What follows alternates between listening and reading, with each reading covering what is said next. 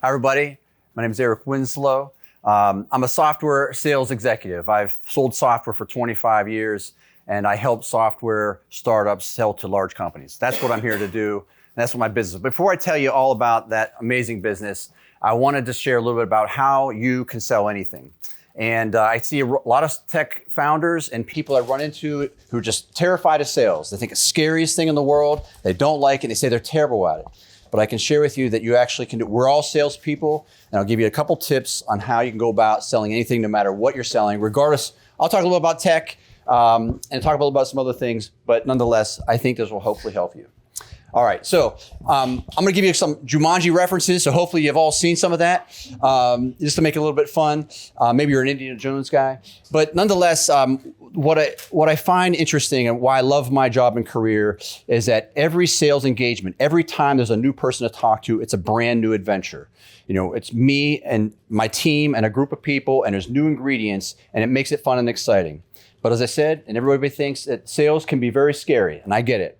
It's an open world, and there's this dangerous terrain we have to go through, and we have a team potentially of unique skills, and some of those skills will help us win, and some of us are gonna die.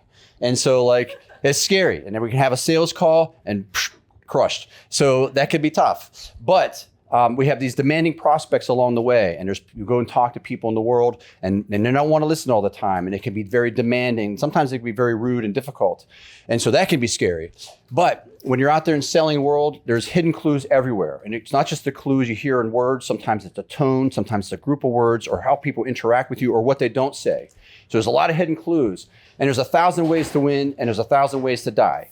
And that's what makes it fun and exciting. However, there's always a hidden treasure at the end. And there's a prize, there's a gem, a treasure, there's some money or growth. But there's also an aspect to it, for me personally, I think a lot of people in sales, when we solve problems for people, is there's a value you're given to another human. There's the ability to help them solve a problem, move their career along, get a bonus, or just feel better about using your technology to solve a real world problem, or whatever it is they're using from you. There's always a prize at the end. But then what people often ask is, well, how? What's the map? What do I need? How do I get there? And so we got to find a map. They've got little clues and snap them together. But then they also trying to figure out what are the skills I need to sell. And so, what people often say is they label themselves quickly as like, I'm terrible at sales. I can't do it. And they just immediately disqualify themselves. And so I'm here to tell you that there are actually some skills you can easily develop. And all you really need is, actually, by the way, I was going to say, dance fighting, by the way, is not a skill of sales, if you saw in the movie, but it's something you could do out in the bar later if you want. But nonetheless, it's not something for sales. But what you do need is some confidence. And so at the end of the day, what's simple about sales and most important to understand is a conversation among people about problems and solutions.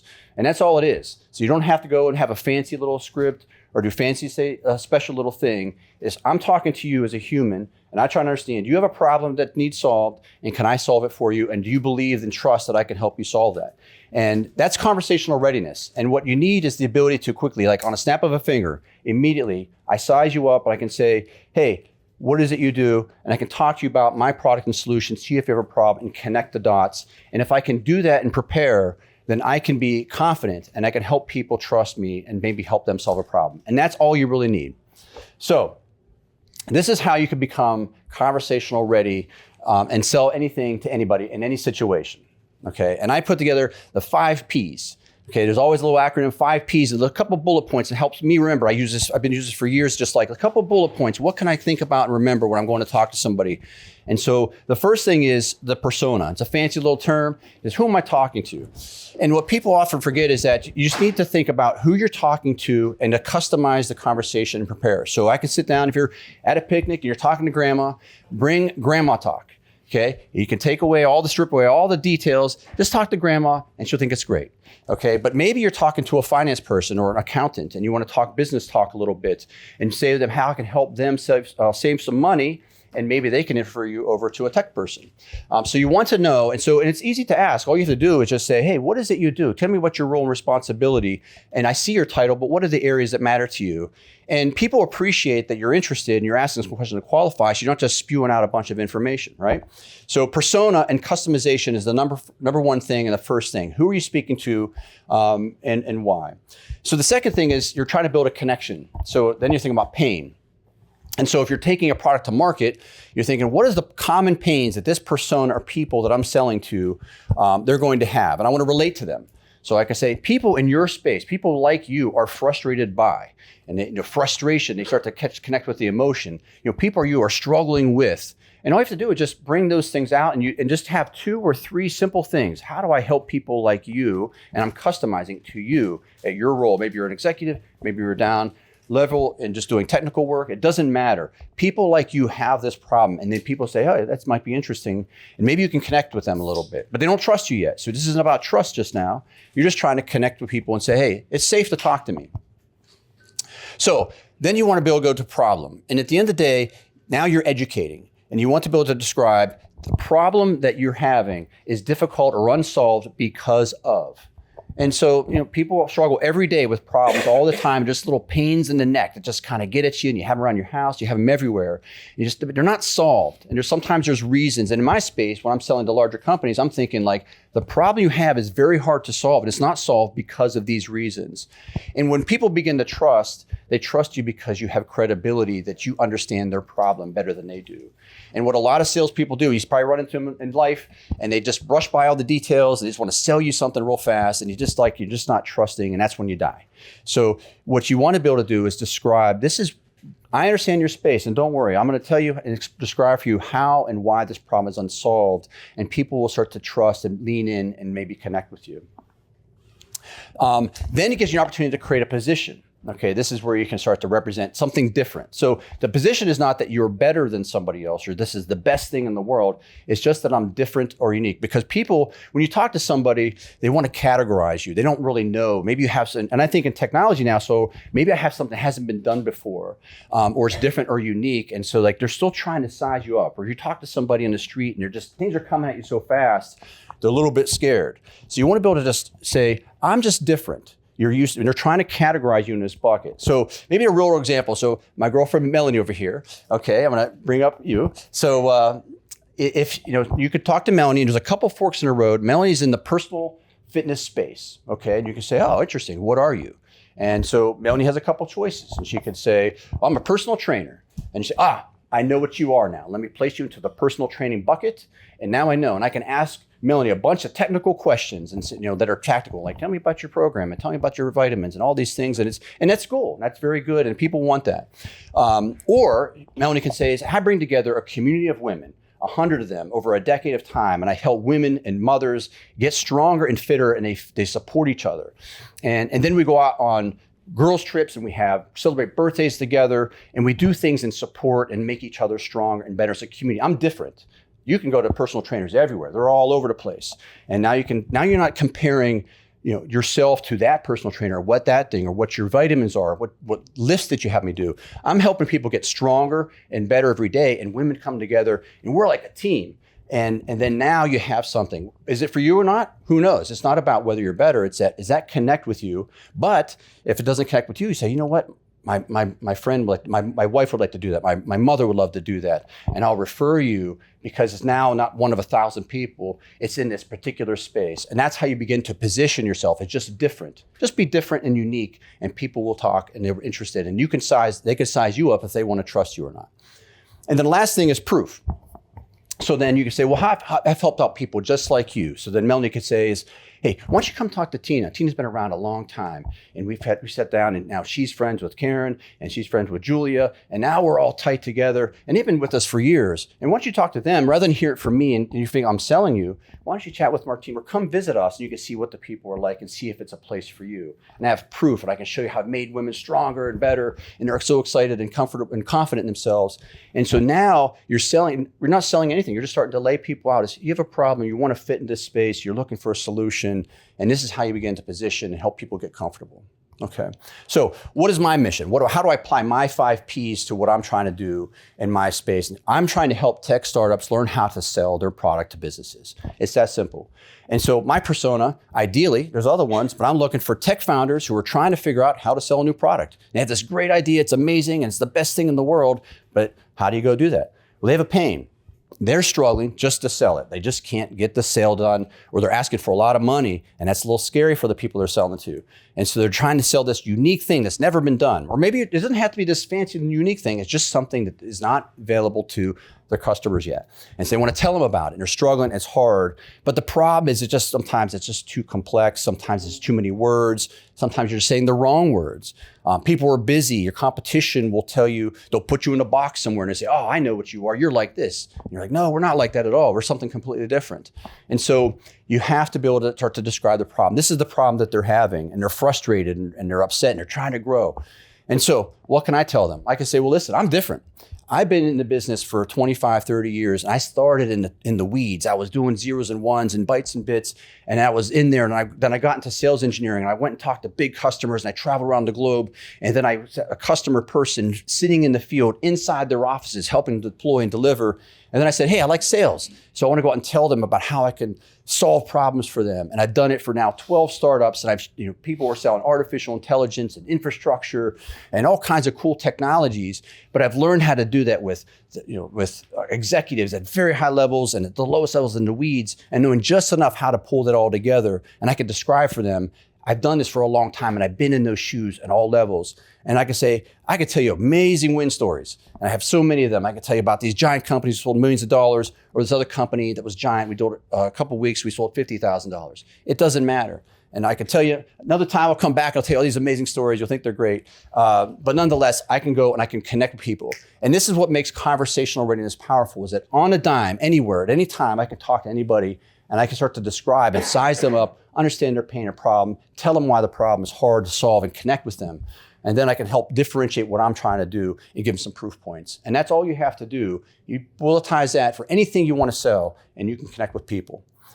So how do I deploy what I do? Think of me as like a fractional part-time salesperson who's done this so many times and seen thousands of scenarios. But people want to get comfortable. They don't necessarily believe in you right away. So I can give some free time and help them assess their situation. But what's really great about a program like this is that it's like a salesperson, if you try to hire a salesperson full-time, it isn't cheap. Maybe you've done it, it's very scary, you invest a lot of money, and you just hope, do they know how to sell? And sometimes they don't. You've probably seen this. So with this opportunity, you could basically say, I need a low risk investment for high ROI. And that's exactly what it is. It's low risk, high ROI. And you can start to get a real clear assessment of what are we doing?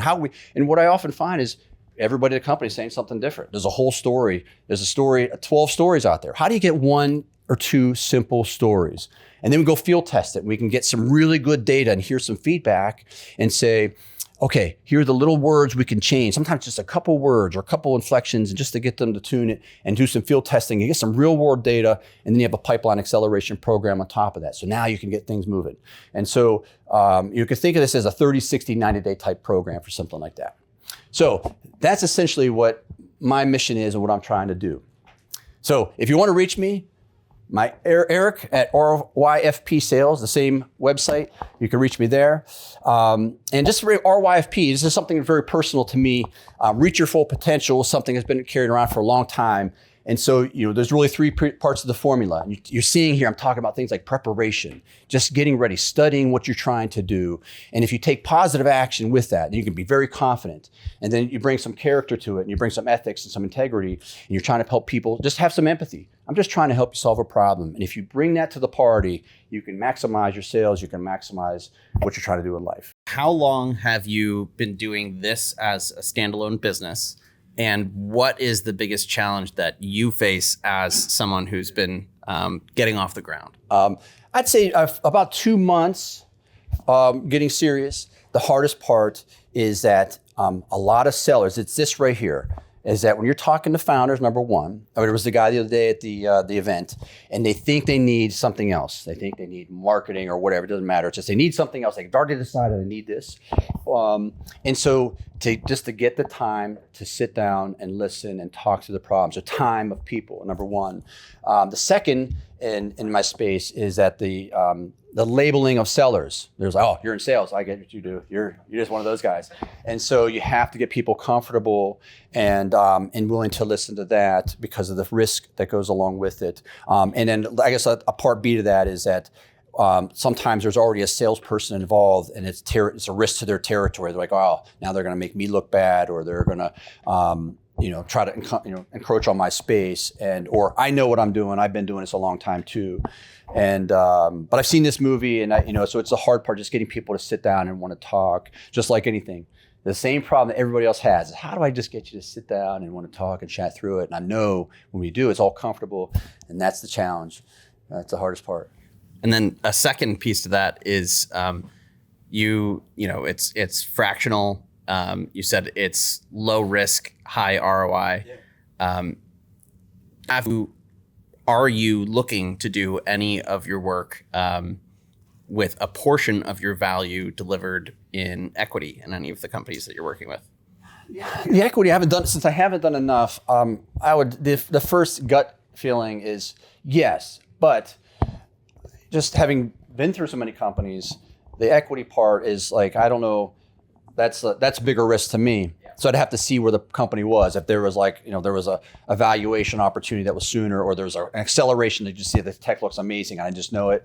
But at the end of the day, even the best companies I've been with have taken 6, 7, 8, 9 years for payout. And so when I think about it logically, it's like it would be a harder sale. You need food in the meantime? You need food in the meantime, okay. Yeah. And I think like one thing, even earlier stage, before you're ready to sell the products, like when you're still kind of trying to develop as the tech founder what the product is going to be, you're out there doing like customer discovery. And oftentimes I feel like founders kind of build a solution in the dark without getting out and talking to the real prospective customer and doing that, like really making sure they understand the pain points before they sort of build the thing. I just wondered if you had any thoughts about that, pre-product, still like doing that early customer discovery and what the parallels. What I find is they do too much. They have too many personas, too many pains. I got, 15 people to talk to, and I have 12 different kinds of problems is number one I see. The second is they focus too much on use cases because they want to find a label, because people are like, here's how you use it, and there's a label for using it. Rather than thinking about the pain that they're experiencing and why that pain is unsolved for today. And it doesn't have to be fancy into a use case. Use cases, I think, box you in. And they're like, well, this is how I use it. And they're like, I don't want to use it that way. And they often find later on, they're like, well, I didn't even use it the way you thought you were going to use it. And so they get too caught up in too many things. They don't focus enough and try to sit down and define, here's why I'm talking to this person. Here's my theory. And maybe I can pick 2 or 3. Okay. And then I'm going to pick 2 or 3 common problems and stick to them. And if you're getting 0 hits, well, then, do you know the space that well? You should be a little bit of signal.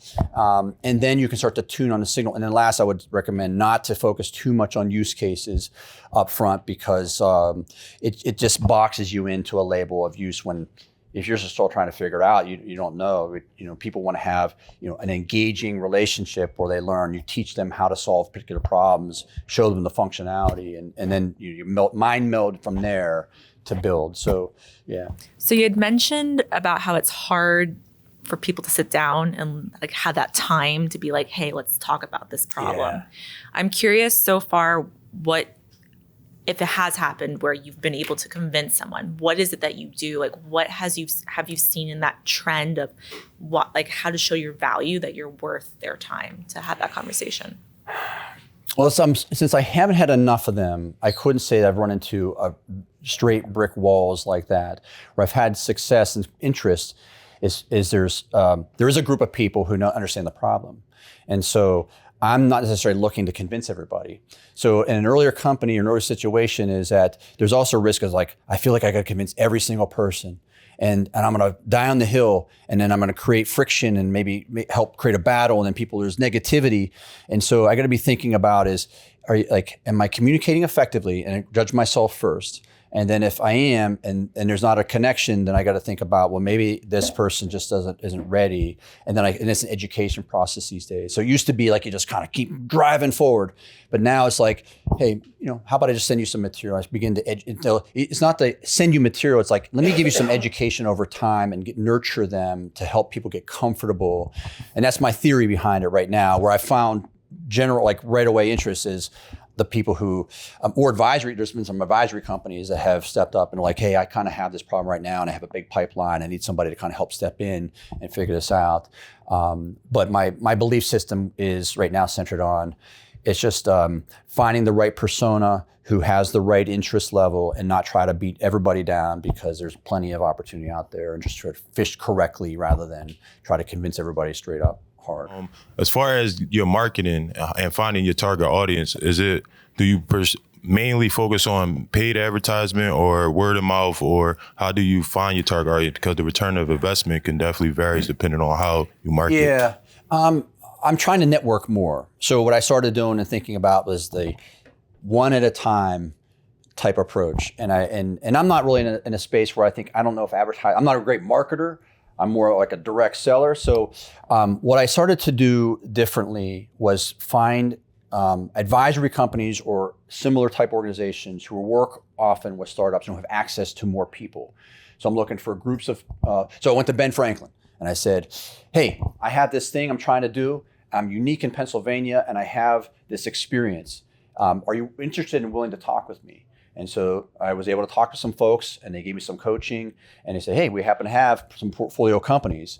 But to the question over here is like, who are you? Like, how do I know you're going to help my companies? And so I went through an education process and so I'm taking more of a slower approach. And I come over here to Candy Factory and I start talking. I meet Joe and I start networking around. And then I start doing a bunch of homework and I talk to the Harrisburg Launchbox. And then they say, hey, come up to this event. And I meet, I think it was Amma Johnson. And she was excellent. Introduced me to like 6 more people. And this continues. And then today, I ran into Keystone Merge and I was like, hey, you should meet Dustin. Like, okay. So it's just like, I was starting to think about the networking to people who have access to more, who are more influential. Because if I'm referred in versus me trying to convince at such a critical stage. I remember having one early on. I was referred to a guy in a startup at an AI company, but they were still so early. They just thought that they knew what they needed, and there was no interconnection. It was just me convincing this person, and I was learning. I was still kind of early on, and I realized, but what if I had somebody friendly who said, "This guy seems credible. You should tap." And so the referral basis. And there's a lot of things you hear in sales. It's like, it's so easy for the referral and you want warm connections. And then yet you hear people talk about the cold calling and all the hard parts of sales. It's really all of those things. Right now, I'm thinking one person, how do I scale? I look for people who have access to more, who connect with my problem statement. I'm trying to network. And the networking has been much more productive by far. And I found more people. And I've used that to try to sample across other groups like investment firms, advisory firms, and so forth. So no advertising yet or anything like that. I'm trying to look at more direct to large scale organizations who have access to startups that I don't.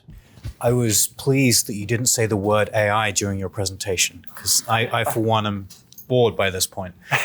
So I got to say it. What do you say to the people who say that salespeople, marketers are going to be made obsolete by artificial intelligence? Well, I think there's some roles that will, roles that are the repetitive, rote, and I think those ones will be first and are already happening. But I just think human connection is what matters. It's, I'm not ready to sit and buy from a computer. I don't care how good it says it is. I would need somebody accountable. What if it doesn't tell me the truth? So I want to build a connection with people. So now I'm thinking a little bit more my space, but it's always a risk. Do I want to trust this computer that told me this really great thing? Here's some money.